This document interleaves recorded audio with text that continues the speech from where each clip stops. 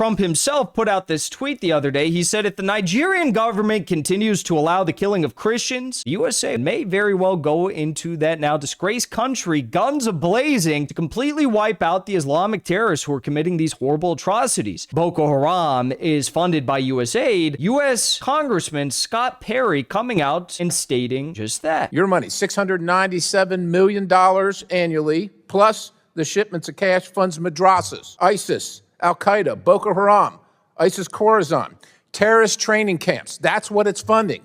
On the Boko Haram committee, villagers kept telling us that in the middle of the night, helicopters piloted by white people kept landing and offloading guns, goods, and money to these people. They have no reason to lie to us. President of Sudan, CIA and Mossad are behind Boko Haram and ISIL. I think it'll be probably an easy task for the U.S. to go in, send in troops or send in mercenaries to go in and take this territory. Apparently, war on Iran, war on Lebanon, war on Gaza, war on Syria, war on Yemen, war on Russia, provoking war against China and Taiwan, and war on Venezuela and Colombia is not enough for Donald Trump. He is now also threatening war on Nigeria. It's not really what you expect, okay? This, if I were to compare what is happening right now with Nigeria to any modern conflict, I think we would have to look to Syria. What is happening inside of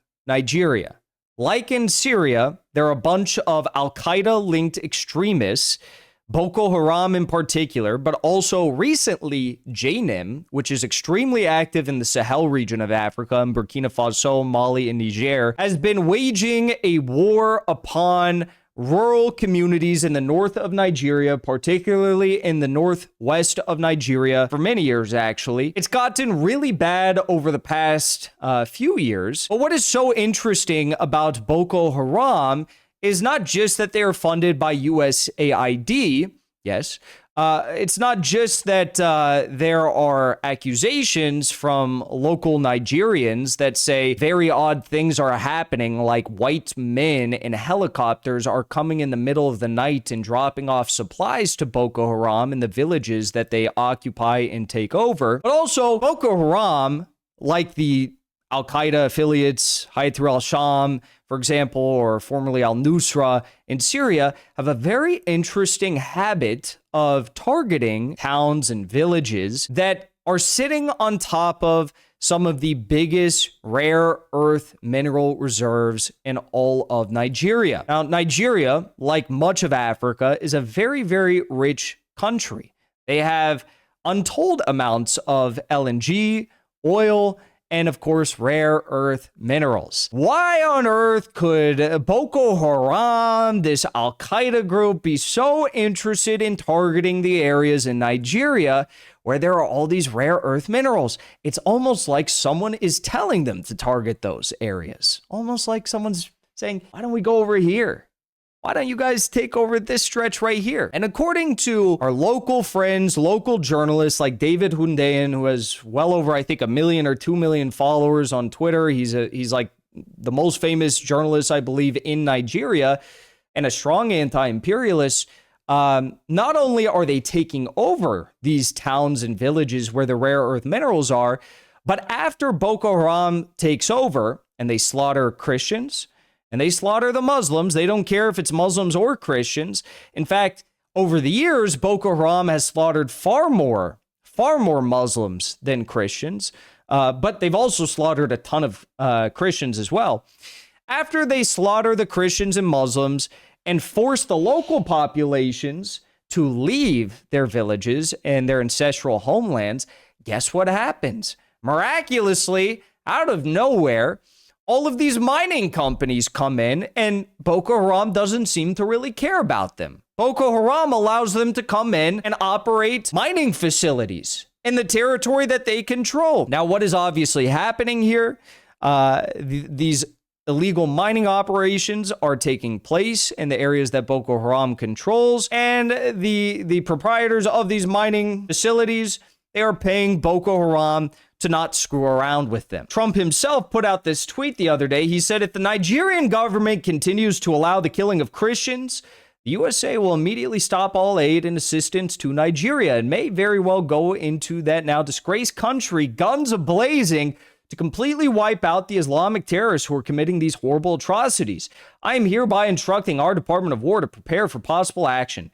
If we attack, it will be fast, vicious, and sweet, just like the terrorist thugs attacked our cherished Christians. Warning, the Nigerian government better move fast. Now, what is the problem with this? The Nigerian government, led by President Tinubu, who used to be a cocaine trafficker in Chicago in his youth, read the Gray Zone article on that, by the way. Very interesting. President Tinubu, the Gray Zone, look it up on Google. The reason why this is all happening right now is because the Nigerian government doesn't have much of a military. Their government is a total puppet of the United States, and they are not allowed to develop a strong, robust military, meaning the idea of them seriously countering Boko Haram in the north is a non-starter. They cannot send their men armed with sticks and twigs into the rural north of Nigeria to counter Boko Haram, who's being trained, armed, and funded by the West and by the illicit mining operators who are now in the region. But Trump still has this great idea that, we need to go in there, and this is all to protect Christians. Again, forget the fact that I said more Muslims have actually been killed by Boko Haram, the alleged Islamist fundamentalist group. They've killed more Muslims than Christians. This is all being done to protect Christians. Secretary of War Pete Hegseth says the U.S. military is actively now preparing to kill Islamists who are exterminating Christians in Nigeria following President Trump's directive. Yes, sir, the killing of innocent Christians in Nigeria and anywhere must end immediately. The Department of War is preparing for action. Either the Nigerian government protects Christians or we will kill the Islamic terrorists who are committing these horrible atrocities. Again, you understand the dilemma here. U.S. doesn't allow the Nigerian government to have a strong and robust military, and they are puppets of the U.S. At the same time, the U.S. government is saying, if you don't do something to stop Boko Haram, then we're going to come in and deal with it ourselves. Or maybe we won't deal with it ourselves. Maybe we'll send in, I don't know, Eric Prince, founder of Blackwater, to deal with the situation, because he's been very vocal about this.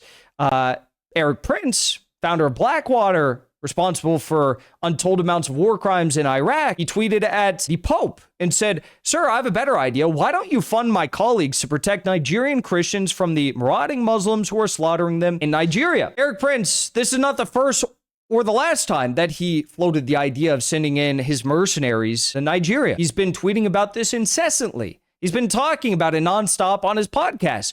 We need to send our mercenaries into Nigeria, funded by the U.S. taxpayer, by the way. What do we think is going to happen when Eric Prince sends in his mercenaries to go take the mineral-rich soil that is currently beneath the feet of Boko Haram? What do we think is going to happen here? I think that Boko Haram will probably be forcibly displaced. I don't think that we can expect too much of a fight with Eric Prince's mercenaries because the U.S. is the one funding Boko Haram. Where will Boko Haram go? One would probably assume that they will go to the Sahel. They'll go to Mali, Burkina Faso, and Niger. So in the years to come, they will threaten the governments, the revolutionary governments that are nationalizing the oil, the gold, the mineral mines in the Sahel in those three countries. And they're trying to seek sovereignty and independence from the French. They kicked out the French military. Boko Haram will go there. And then in the next few years, after so many atrocities and the governments being threatened, the stability being threatened in the Sahel, the U.S. military and Blackwater, Eric Prince, they'll say, well, now we need to go to the Sahel.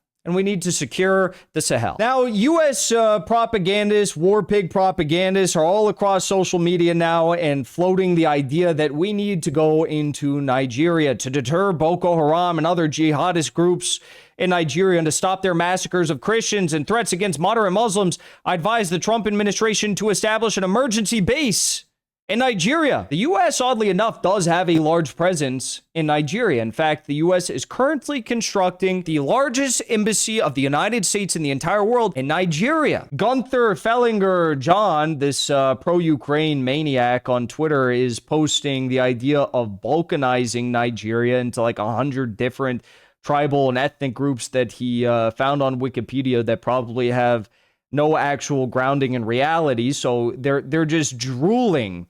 They're foaming at the mouth at the idea of war on Nigeria, securing these mineral mines and balkanizing it, making Nigeria into a weak coalition of dozens and dozens of small countries that cannot defend themselves and will be warring over borders, so on and so forth. It's the same old playbook. It's not just me or David Hundean saying that Boko Haram is funded by U.S. aid. Take a look at this. U.S. Congressman Scott Perry coming out and stating just that. Who gets some of that money? Does that name ring a bell to anybody in the room? Because your money, $697 million annually, plus the shipments of cash funds madrasas, ISIS, Al-Qaeda, Boko Haram, ISIS Khorasan, terrorist training camps. That's what it's funding. One more time, what was that? Who's getting funding from USAID? $697 million per year? On the books, by the way, from USAID.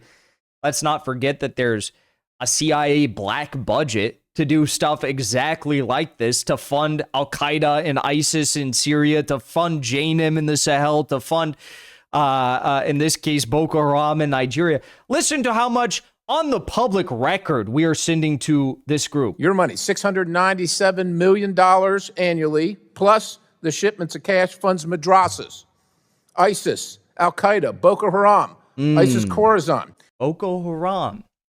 Not just him either, not just me, not just David Hundean, not just our members of Congress. Former president of Sudan, CIA and Mossad are behind Boko Haram and ISIL. I think it'll be probably an easy task for the U.S. to go in, send in troops or send in mercenaries to go in and take this territory. But it's not just them either. Even the captured government of Nigeria, the U.S. puppet government of Nigeria, has admitted this fact. That, guess what? Yes, it is true.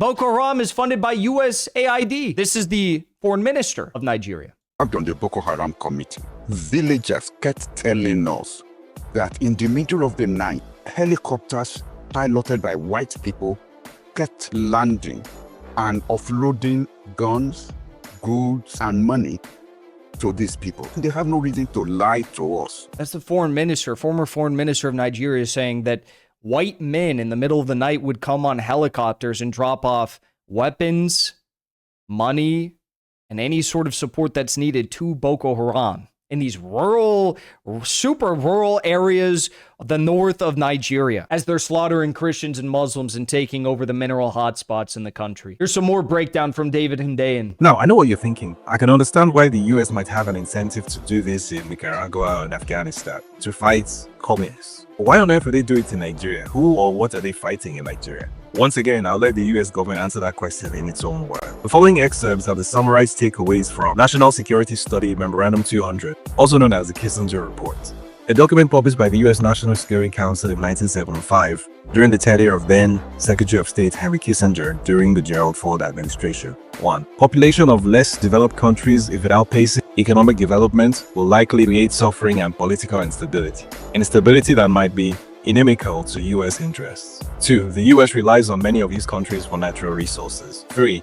High birth rates may result in growth in younger individuals who come to oppose established governments if economic conditions do not support livelihoods. 4. American businesses and interests will become vulnerable to interference by governments in these countries struggling to provide basic humanitarian support for rapidly growing populations. In other words, the rapid population growth of countries in Africa and the Global South, and Nigeria specifically mentioned, and the political and economic disruption that comes with having a larger population, are a direct threat to America's ability to keep cheaply accessing the raw materials and natural resources in those countries. Now, what's interesting about this is in the most recent presidential elections in Nigeria, there was a candidate named Peter Obi. Not perfect, not like a revolutionary anti-imperialist figure, anything like that. But the anti-imperialists in Nigeria viewed him as a guy that could pave the way to something like that being brought forth in the country. He was going to be potentially the next president of Nigeria. He came in second place. He's the former governor of the Alhambra state.